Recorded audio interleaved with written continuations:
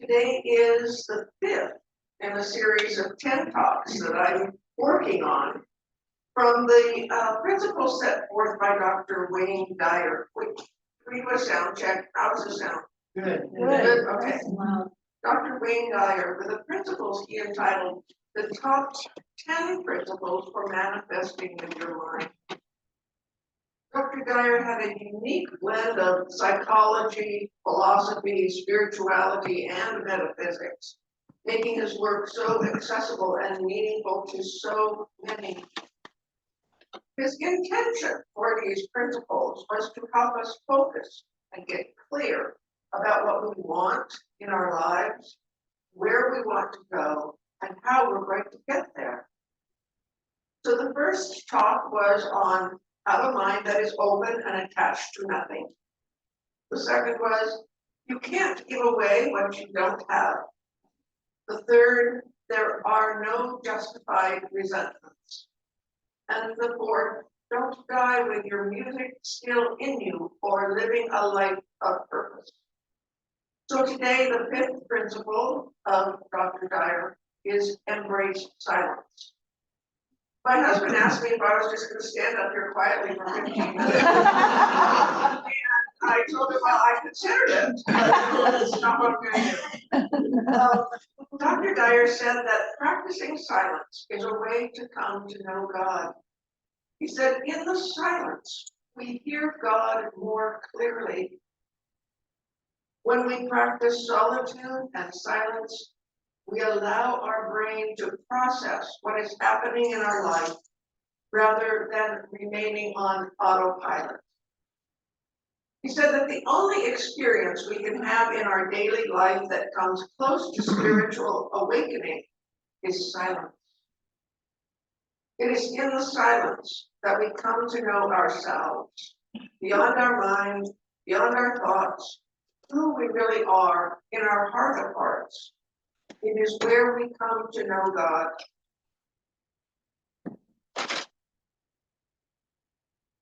In some ways, I feel like I'm preaching to the choir here. You guys probably embrace a lot of silence in your practice. So if you've already heard these things, or not, wrap your mind around them with me, and let's explore maybe some more avenues of silence. So silence encourages mindfulness. Being mindful allows us to settle deeply into the present moment. This in turn can help to reduce anxiety, quiet the mind, and calm the nervous system. Silence promotes self-awareness because embracing silence gives us the chance to observe and accept our thoughts and feelings without judgment. When we are sitting in stillness, we become more aware.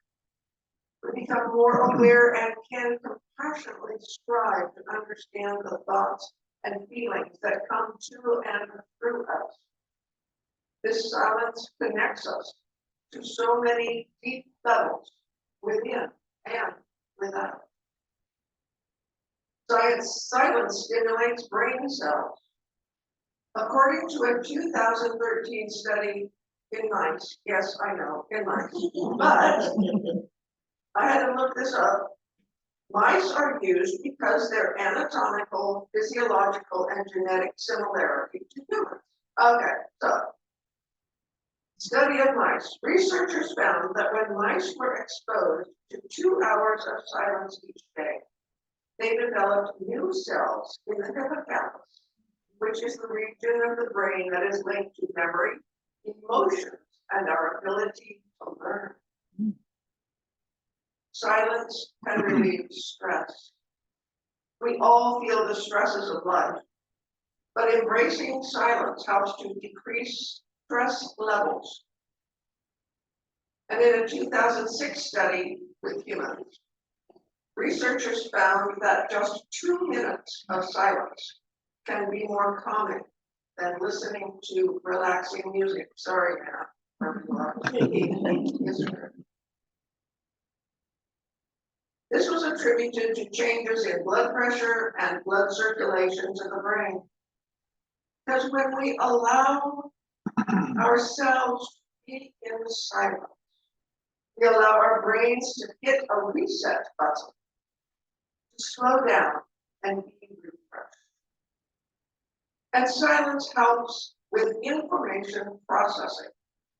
The brain needs time to think, reflect, and rest. It needs time to properly file all the stuff that it already has, all the stuff that it's learned, and make room for more information. When we create quiet time, we are giving our brain the time it needs to process this new information. Silence boosts creativity. And creativity is an enormous benefit of silence and stillness. For when our mind is calm and relaxed, it fuels that inspiration zone, that aha, that epiphany zone. And silence aids concentration. Having times of silence helps us to focus when the modern world and all of its noises bombard our psyche and our brain. These background noises can and do interfere with our ability to concentrate. 2,500 years ago, the Buddha said, silence isn't empty, it is full of answers.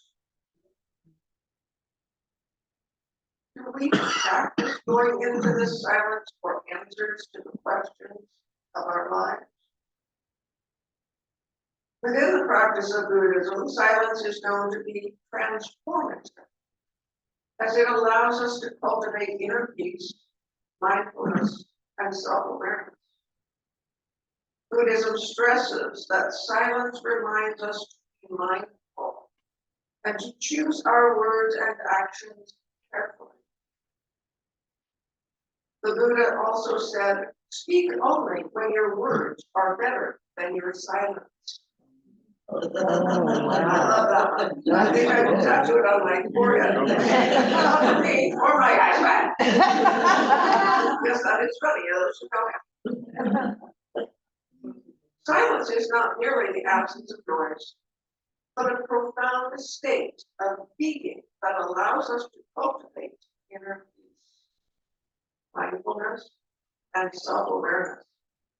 By practicing silence in the face of anger, we can prevent inflicting further suffering on ourselves and others. And finally, the wisdom of Buddhism teaches that embracing silence of body and mind is not about suppressing noise and emotions, but rather about cultivating emotional resilience and wisdom.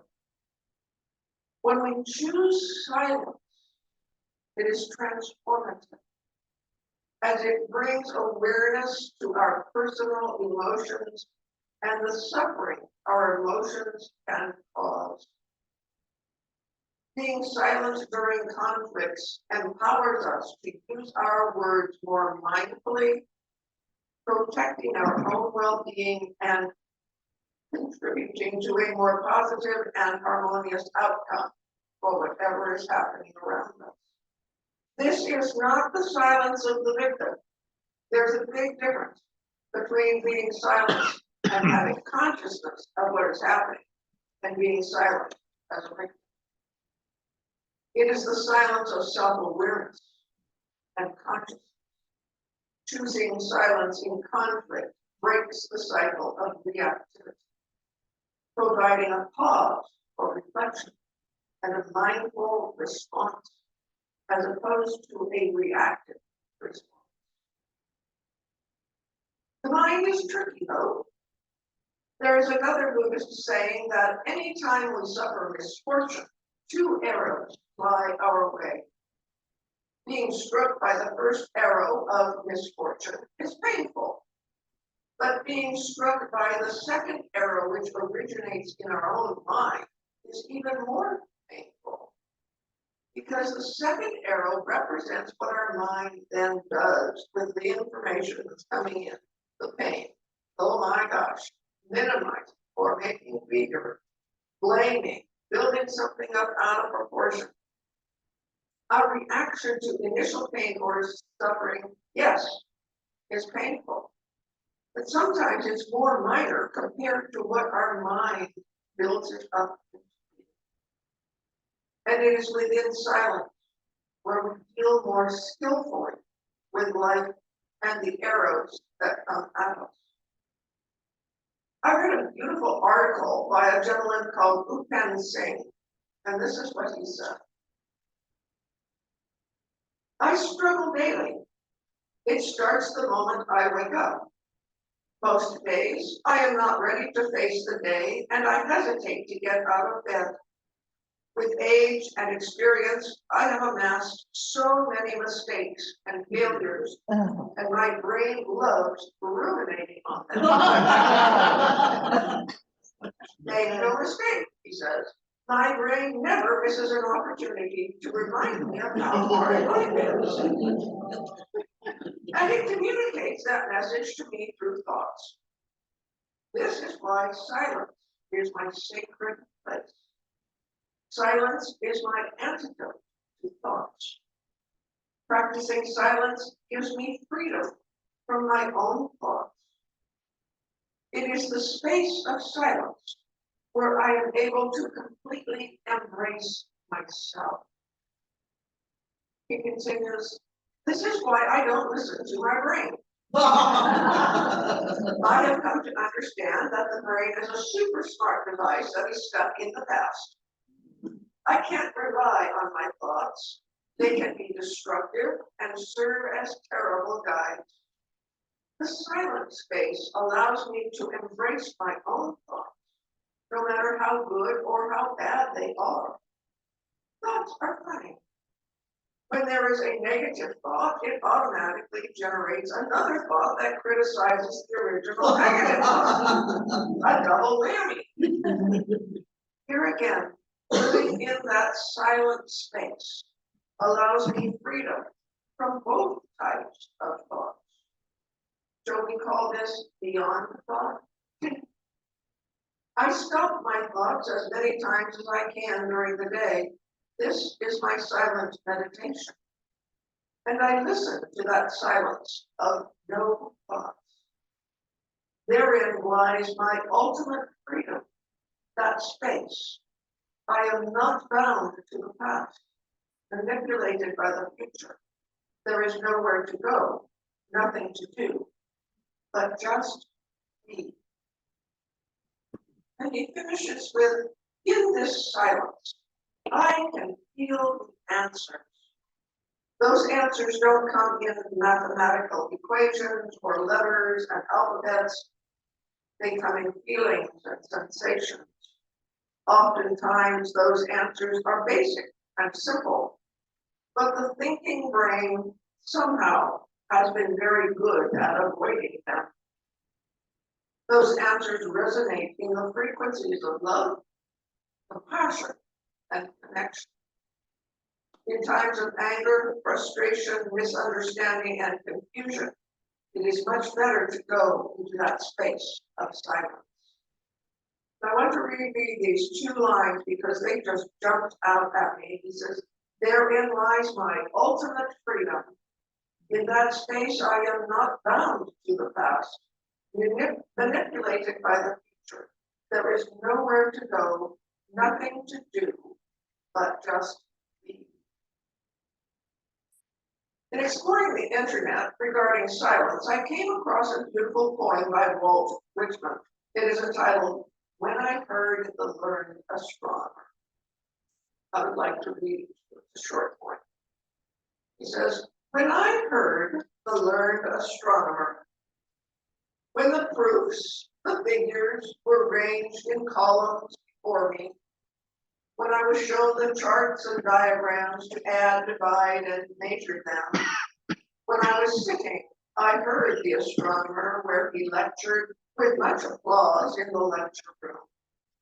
How soon unaccountable I became tired and sick. Still raging and gliding out, I wandered off by myself. In the mystical, moist night air, and from time to time, I looked up in perfect silence at the stars. After being overwhelmed with listening to the expert, he went outside and observed the stars in person, in perfect silence, which created for him perfect understanding.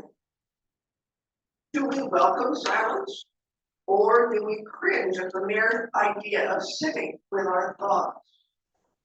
We live in a noise-filled world with constant background chatter, and spending time in silence provides much needed clarity. I go back to the Buddha's reference of the monkey mind. He described the human mind as being full of drunken monkeys, constantly screeching, fighting, chattering, distracting, and generally creating mental chaos. He wrote that 2,500 years ago. We haven't come too far, have we? Sometimes it is like we're at war with our brains, and finding moments of silence can be difficult, but it can be cultivated with intention. Find the method that works best for you. Meditation, journaling, breathing exercises, listening to music, a hike in the woods, whatever works for you at that time. For these techniques will change as you grow and deepen your practice. Whatever you are comfortable with, and let them expand. The meditation practice that I like is letting the thoughts just flow like you were sitting on the beach, and thoughts come in like the water and they go out, and we don't attach to them, we don't grab them, put them in our backpack, put them in our heart, put them in our gut. Just let them go back to source. But finding moments of silence can be challenging, especially in the time that we are living. But it is well spent. So I have a challenge for you to embrace more intentional silence in your life. Strive to create more moments of silence, little moments of silence, whether it be meditation, a meal done completely in silence, a walk, a moment in nature, a set of yoga, a set of tai chi, first thing in the morning, last thing at night, what works best for you. And I would love to hear what you do with these. And I would like to finish off with a poem by Namita Rani Panda entitled Listen to Silence. This really moved me. She says, listen to silence. You can listen to the profound voice inherent in every object of nature. The grass growing, the leaves rustling, the river flowing, the heart beating, the wind whistling, the thoughts in mind unfolding. Like the blooming of a flower, lose yourself like the scent of incense in the air, or the loose, amorphous, drifting clouds in the sky, to mingle your voice with the unheard voice. Lose your voice to find it in the serene silence. Lose your voice to find it in the serene silence. The beautiful point. I invite you to do whatever you want to do with this talk. Embrace more silence. Or have a party. So next month, I'm not going to be speaking on Wayne Dyer's sixth principle because on the 18th of February, when I will be speaking, it is the first Sunday in Lent. So I will be talking about Lent and the importance of Lent. And hopefully by that time we will have some Lenten booklets I invite you to look forward to Lent with me because it is a joyous time outside time.